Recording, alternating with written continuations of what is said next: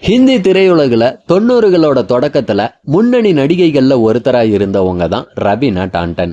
1991 release ஆன பட்ஹர் K pool அப்படின்ற படம் மூலமா அறிமுகமாகி கவனத்தை ஈர்த்தாங்க. அதை தொடர்ந்து தில்வாலே மொஹுரா, கிலாடியோன்கா கிலாடி, ஜித்து, துல்ஹே ராஜா, படாமியான் சோட்டாமியான்ட்டு பல வெற்றி படங்கள்ல நடிச்சிருக்காங்க. 2001 ரிலீஸ் ஆன டமான் படத்துக்காக பாத்தீங்கன்னா சிறந்த நடிகைக்கான தேசிய விருதையும் ஜெயிச்சிருக்காங்க ரபீனா.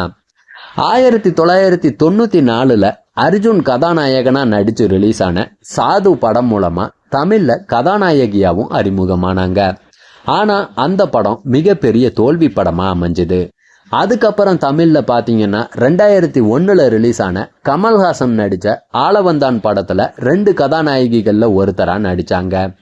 அதுக்கப்புறம் கடந்த 25 வருஷமா எந்த ஒரு தமிழ் படத்திலையுமே நடிக்காம இருந்தாங்க.